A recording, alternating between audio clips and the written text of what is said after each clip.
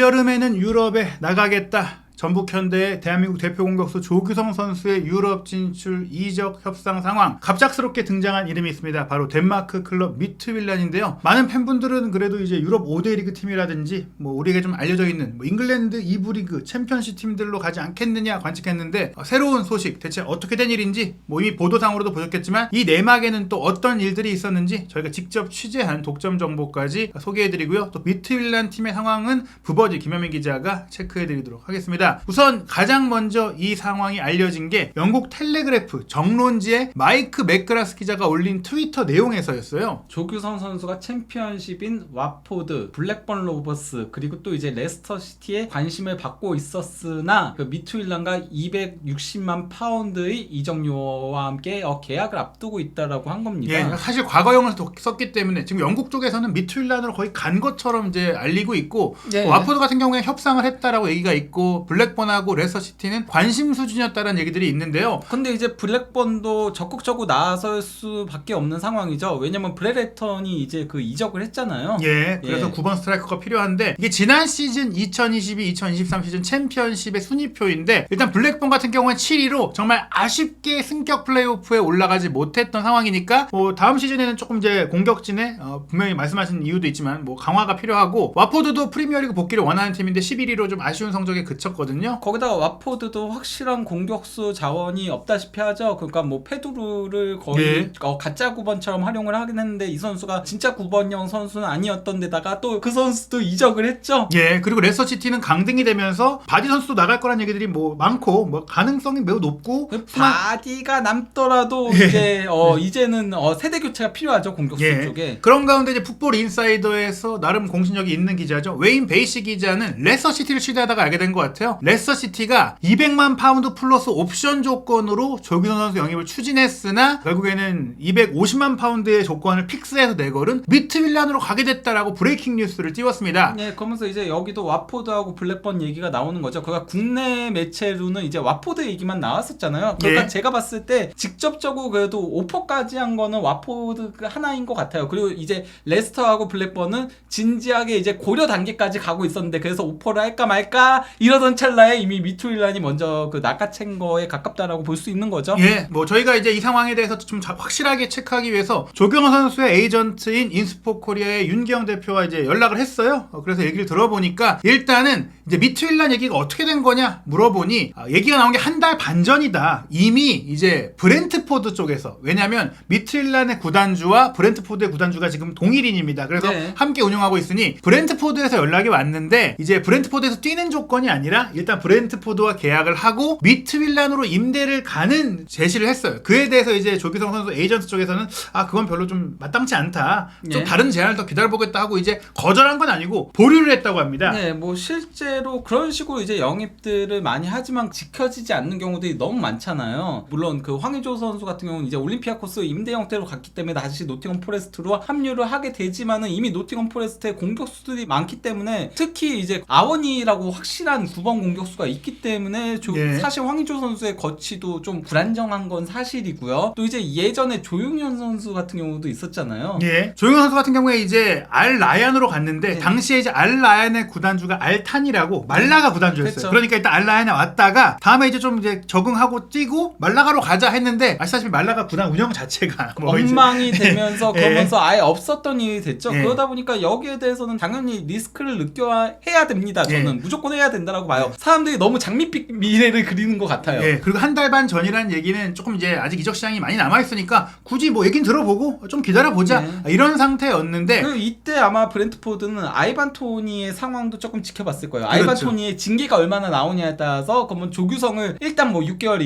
썼다가 다시 미트윌란 보냈다가 이게 원활하게 이루어질 수 있는 거니까요. 예, 그러면서 이제 잉글랜드 팀과는 그럼 어떤 정도의 상황이었냐 좀 물어봤는데, 블랙번도 사실 예전부터 관심이 있던 팀이었다고 해요. 네. 블랙번 같은 경우에 아주 오래전에도 한국 선수들과 연결이 많이 되던 팀이고, 블랙번은 아주 과거부였죠. 과거. 그렇죠. 예. 그런 가운데 이제 레스터시티도 관심이 있던 건 맞지만 구체적인 건 아니었고, 이제 와포드가 협상까지 했다. 어느 정도 정도냐면 박지성 디렉터가 직접 와포드 구단에 가서 미팅까지 가졌다. 그러니까 꽤 밀도가 있었던 얘기예요. 예, 블랙번 같은 경우는 브레레턴이 아직 처분이 되지 않았으니까 관심만 가지고 있었고 이제 브레레턴이 이적을 했으니까 오퍼를 하려고 했을 텐데 이렇게 된 거죠. 예. 그런데 와포드는 왜 무산됐느냐? 결국엔 이제 이적료가 안 맞았다. 예. 전북이 어느 정도 분명히 이제 지난 1월보다 저렴한 이적료에 보내주겠다고 하긴 했지만 그래도 미니멈은 있거든요. 예. 와포드는 그걸 못 채워준 것 같아요. 그런 가운데 이제 미트윌란 측이 전북 구단 쪽에 곧바로 이제 오퍼를 했다고 합니다. 그런데 애초에 말씀드렸던 거는 브렌트포드가 이제 영입을 하고 임대를 보내는 거였는데 다시 왔던 오퍼는 어떻게 보면 이제 원소속 팀에서 바로 뛰는 게 아닌 것에 대한 부담을 생각한 것인지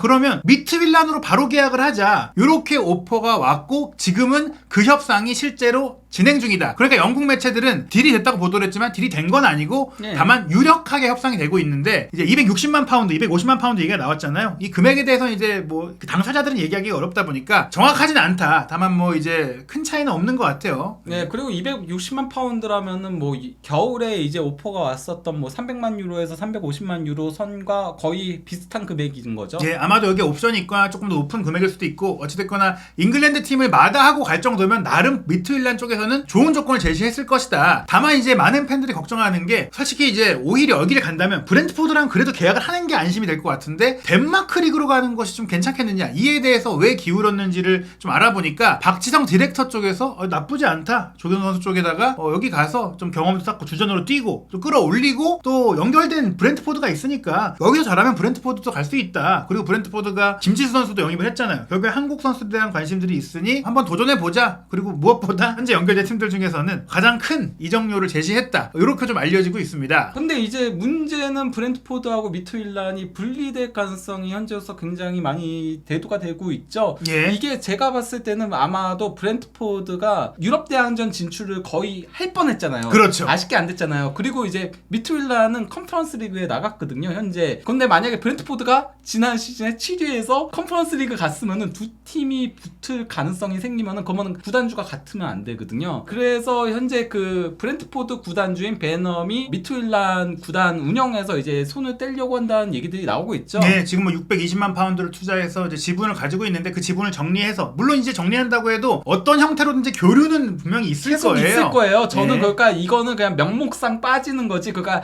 레드불 잘츠부르크와 이제 그 알베 라이프치 이 두 개가 사실 주체는 똑같은데도 이게 걸리거든요. 네. 같이 이제 챔피언스리그에서 실제 붙었어요, 두 팀이. 그렇죠. 네. 그리고 유로파리그에서도 두 팀이 붙었어요. 그러면은 이게 승부 조작 위험성이 있기 때문에. 그렇죠. 유리하게 그 서로 내부에서 이 예. 팀이 이기는 게 나 지는 게 이거 할 수 있거든요. 예, 그래서 그렇게 했고 물론 그 라이프치히하고 잘츠부르크는 정말 그게 잘 이루어진 것 같긴 해요. 왜냐면 잘츠부르크가 이겼었거든요. 원래 더 명확하게. 상위 팀인 라이프치히가 이겨야 되는 게 맞는 거일 텐데도 예. 그런 거 보면은 뭐 그걸 그래도 제대로 지키고 있긴 하지만은 그래도 어쨌건 이게 똑같으면 문제가 발생을 하니까 그래서 예. 그런 거라고 보이지만은 그래도 계속 연결고리는 있긴 할 겁니다. 예, 하지만 뭐 지금 우려되는 부분은 그렇다고 치더라도 미트윌란에 간다고 꼭 브렌트포드에 갈 수 있느냐 이거는 보장된 게 아니거든요. 네, 그렇죠. 혹은 구도로 약속을 했다고 해도 그거는 앞으로 경기력에 따라서 지켜지지 않을 수도 있어요. 네. 그렇다면 그럼 미트윌란의 팀 상황은 어떠냐? 결국에는 조균 선수가 확실히 뛸 수 있느냐 이것도 봐야 될 것 같은데요. 미트윌란 같은 경우는 지난 시즌 성적이 조금 아쉬웠죠. 그러니까 원래는 베넘이 이제 그 구단을 운영하기 시작을 하면서 통계라던가 이런 것들을 굉장히 잘 활용하면서 팀이 급작스럽게 올라왔었잖아요. 예. 그러면서 유럽 대항전도 꾸준하게 나가고 또 이제 맨유하고 유로파 리그에서 붙기도 하고 그러면서 돌풍을 일으켰던 팀이긴 한데 지금은 아무래도 브렌트포드가 잘 나가니까 그쪽에 좀 신경을 많이 써서 그런지 지난 시즌 이제 덴마크 리그에서 8위를 기록을 하면서 여기도 이제 상위 스플릿하고 하이 스플릿으로 나뉘거든요.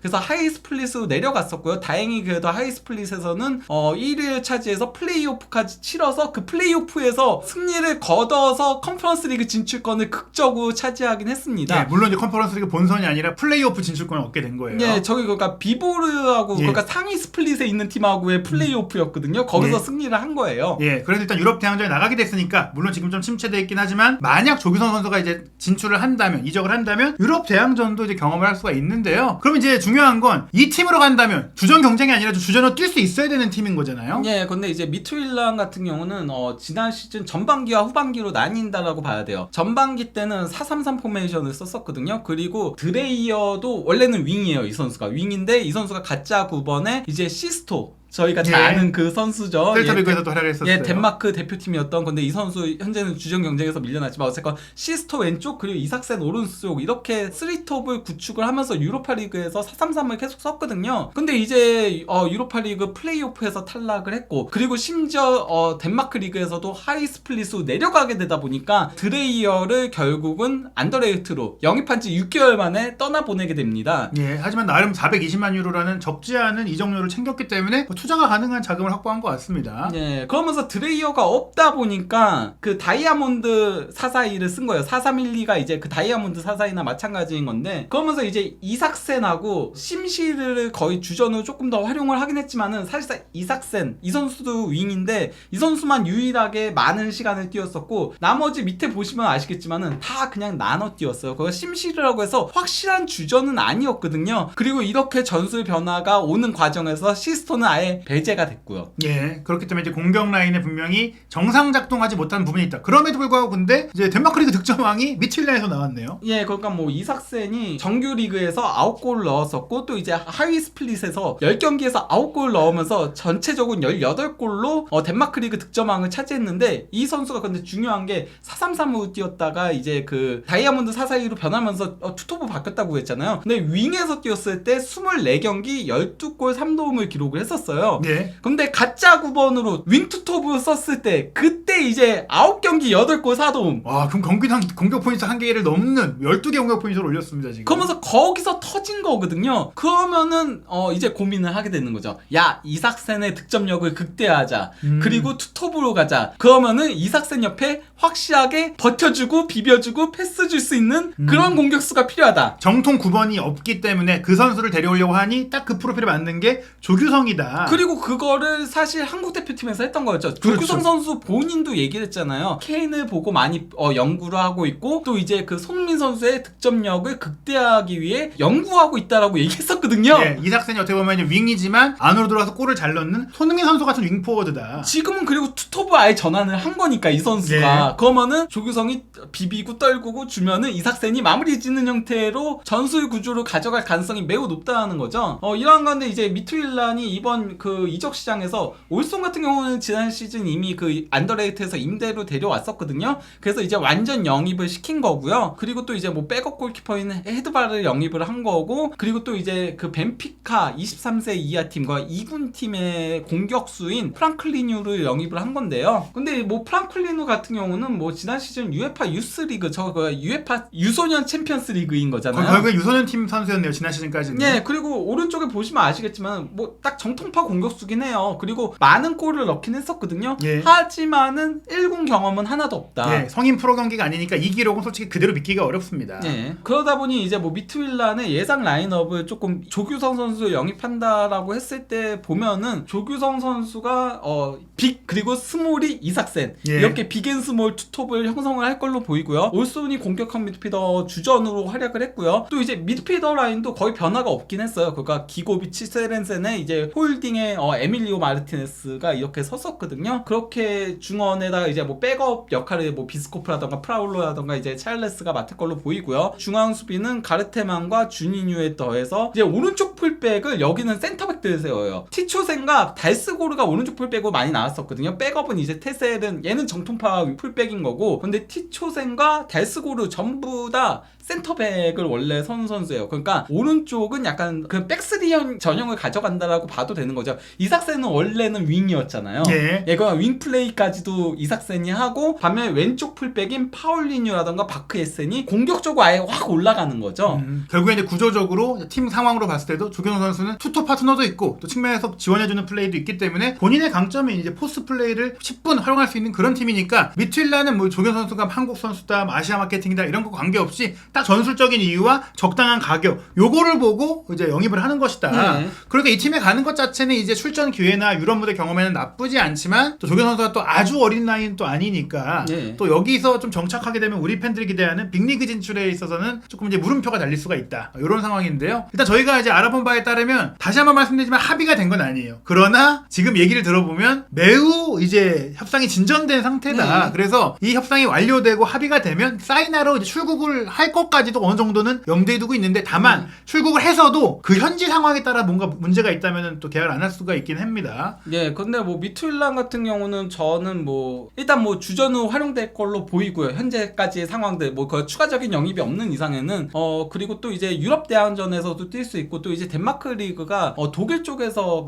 상당히 연결고리가 많아요. 미투일란이 그 마인츠하고 상당히 거래를 많이 했었거든요. 예. 그렇기 때문에 안 그래도 마인츠가 조규성을 영입을 하려고 예. 했었잖아요. 예, 근데 뭐 예를 들어서 지금은 아조르크가 너무 기대 이상으로 잘해줬기 때문에 아조르크로 가겠지만은 뭐 아조르크가 만약에 다음 시즌에도 잘하면 아조르크는 떠날 가능성 높거든요. 다른 팀으로 갈 수도 있죠. 예, 그러면은 또 이제 조규성 영입에 나설 수도 있고 뭐 그 외에 설령 마인츠가 아니더라도 다른 분데스리가 팀들이 볼 가능성도 있다 보니까 저는 뭐 이적 가능성이 뭐 없다라고 보지는 않아요. 예. 미투일란으로 간다고 해서 다만 이제 미투일란에 가게 된다면은 그래도 덴마크 리그 자체가 지금은 리그 순위도 많이 떨어진 상태고 하다 보니까 그런 부분에 있어서 리그의 경쟁력이 좀 아쉬운 부분은 있다라고 할 수 예. 있죠. 팀 자체는 저는 괜찮은 팀이라고 예. 봐요. 그리고 일단 말씀하신 대로 컨퍼런스 리그 나가면 또 만약에 높은 단계까지 올라가면 그렇죠. 좋은 팀들의 좋은 리그 팀들도 경쟁을 하면은 그런 팀들 그런 리그에 관심도 받을 수가 있어요. 거기다가 아이반 토니 같은 경우도 원래 그 배팅 문제가 아니었으면 이번 여름에 이적했을 가능성도 그렇죠. 높아요. 워낙 핫했잖아요. 워낙 예. 잘했었기 때문에 그래서 만약에 그 출전 정지 기간을 맞추고 돌아와서 지난 시즌 같은 모습을 또 보여준다면은 그러면 다른 빅클럽들이 영입을 프리미어리그 특히 데려갈 가능성이 있거든요. 그러면 아이반 토니가 떠나면은 미투일란과 어쨌건 브렌트포드의 연결고리 자체가 완전히 끊긴 건 아니기 때문에 저는 여전히 연결고리 있다라고 그렇죠. 봐요. 이건 사실 그 표면적인 유럽 대항전 네. 문제 때문에 정리하는 거지 실제로는 두 팀이 약간 교류 관계를 유지하면서 조규성 선수가 정말 미투일란에서 첫 시즌을 엄청 잘 보낸다. 네. 그러면 내년 여름에 브렌트포드가 데려갈 수도 있습니다. 네, 저는 예. 그럴 가능성은 충분히 있다라고 예. 봅니다. 물론 아직 오피셜이 나오지 않았기 때문에 저희가 협상 네. 상황을 좀 더 지켜봐야 되겠지만 실제로 오피셜이 나오고 또 이동을 하게 되면 미트일란과 브렌트포드 이 상황들에 대해서 조금 더 면밀하게 또 소개해드리도록 하겠습니다.